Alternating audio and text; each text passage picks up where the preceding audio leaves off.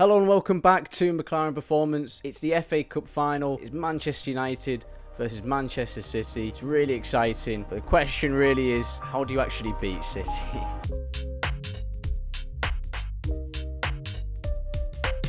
So I've got tickets to the final, going down to London, I believe tomorrow. Gonna have a few days there. Gonna be really nice. I say I'm looking forward to the game. I'm kind of also dreading it at the same time because it is obviously a game against Manchester City. I've had one or two tough results against them before. They've been on a really good run at the moment. They are looking fantastic, and I think quite understandably, if you look at the odds, they're pretty favourite to win the game and win the cup as a whole. As I mentioned before, I watched the City game against Real Madrid. In that first half in particular, Man City looked absolutely fantastic, really dominating a team full of fantastic players, but City just dominated that game really. And obviously now they've won the league, they're on the way really to a treble, just 2 games to do that, which is unbelievable, an unbelievable position to be in, and somehow Man United are going to try and have to stop that, and looking into it, looks like a very difficult thing to do. To be fair to United, they're going into the game with some good form. They have won games, they haven't been fantastic or incredibly convincing in those games, not like they have been in games before. They had a very good run midway through the season. They've not quite captured that again at the moment, but they have some momentum, and it is a cup final. These things are sometimes very unpredictable in a way, and sometimes teams turn up and teams don't. So in that sense, there is a bit of optimism, there's a bit of hope. There is some hope as well in the fact that City in their past 2 league games haven't actually won those games against 2 very good teams in Brighton and Brentford. I think with Brentford, City put out a very weak team, although they should be beating Brentford. They didn't on that day. I think the real key thing is Brighton versus City. City putting out a very strong team and Brighton performing really well. I think that's quite an interesting thing to see, drawing 1-1 and seeing really how they played against City and how they tactically kind of went toe to toe with them. Because as far as I can tell from my limited understanding of tactics in football, the best way to beat City, the only way really to beat City, is to go toe to toe with that team, to press them just as much as they press you. And you can see that against when Brighton played Man City, and the goal that Brighton conceded was when Brighton were having a very high line at that time, and Man City in a way kind of counter-attacked that. Haaland going through behind, passing I believe to Foden and then scoring. That's how they conceded, but also how they dominated the game, how Brighton dominated the game, was going toe to toe, was almost backwards and forwards. If you look at the stats of that game, there's a lot of shots in it. It's very interesting as well to look at how Brighton play out the back, and I believe Pep has talked about, I was talking about Brighton now for some reason, but Pep talking about De Zerbi and how he's such an influential coach in English football. Specifically what Pep has taken on that Brighton do at the moment is the way that they play out the back. When Brighton play out from the back, their centre-halves are always quite close to the keeper, kind of inviting pressure from the opposition team. They always really invite pressure from that opposition team, quite cleverly always find a way out of that pressure, and then from that I usually have some quick balls, some spaces to exploit to then go forward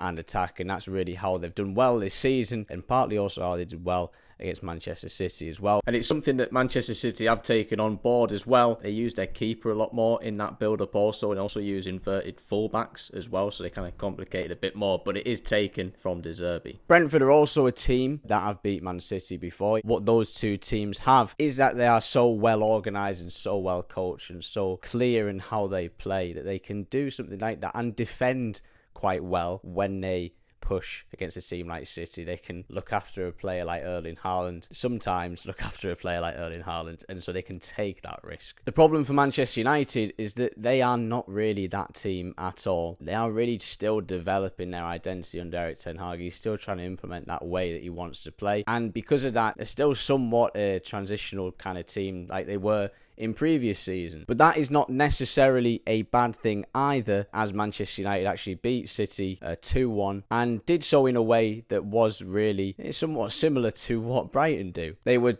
transitional, they invited pressure, they exploited spaces. Rashford being fantastic down that left wing, utilised him quite a lot, and they found ways to exploit the spaces that Man City left when their fullbacks always press so far forward. It's a shame that a player like Lisandro Martinez isn't available for a game like this. He's a fantastic defender, but a player that can really, why Ten Hag brings him in, why he's so good for Manchester United, is he's not only a defender, he could also play in midfield. He's so good at playing that ball forward and finding those passes, retrieving the ball and quickly transitioning forward. He's perfect for what they need right now. Sadly, though, he is injured, and that means it's either Varane, Shaw. I'm not quite sure of the injuries at the moment. I'm not sure who would go there, but it's their responsibility to be defensively solid against a team like Manchester City, but also then exploit those spaces and transition very quickly going forward to take advantage of the spaces that are there. Now, this is where things go a bit beyond me when it comes to the tactical aspect of things, because maybe Manchester United will play that way again. Maybe Manchester City will realise what happened before and they'll change their way of playing, and maybe we'll look at something completely different as Erik ten Hag tries to do something that City have not seen before and try and surprise them in a way. I mean, that's not really my expertise. My expertise is really the psychological aspect of things, and that is probably another major concern as Manchester United go into this, because as we've seen previously this season, I believe it was 6-3 at the Etihad, this Manchester United team have a bit of a habit of crumbling under a lot of pressure. Specifically, as we kind of looked at before, playing away teams in the top half of the table, they've been terrible, really. And from what I can see, it's because of that lack of trust and that lack of instinctively being able to play the way that Erik ten Hag wants to play. As soon as they concede, panic, overthinking, mistakes being made, arms up in the air, end of the game, losing, that's it. That side of United is evidently still there and has been for quite a few games recently. So that's really my main fear, and my main thing that I'd want them to do in that game is to be playing consistently for 90 minutes, to be determined, to be focused, to be calm for 90 minutes. That's really the key thing for me. There's all this tactical aspect of things, but it's about Manchester United having a job, those players sticking to that job and doing that job. That is the thing that beats Manchester City, because everyone has a plan, every manager has a plan. I'd put a lot of money on the fact that Erik ten Hag probably has a very good plan, but the key difference is how well those players actually execute that plan. Manchester City are a good team because they not only have great plans and great tactics in what Pep Guardiola does, but they're so well trained to then execute those tactics. Exactly the same with Brighton, exactly the same with Brentford. Well organised, well coached, developed over years and years. Manchester United really don't have that advantage, and that's the key difference between those two teams. And that means that Manchester City are much more reliable of a team to turn up on a big day, and Manchester United are not. But it's every chance that Manchester United turn up, they bring their A game, and they'll really go toe to toe with Manchester City. Fingers crossed that's what will happen, but who really knows? It's all just a big guess. Regardless, it should be good. I'll definitely go out in London after anyway, so I'll enjoy that at least. Let me know what you think of my thoughts on that, whether you agree, whether you disagree, whether I'm kind of entirely wrong tactically, and yeah, I'll see you again next week.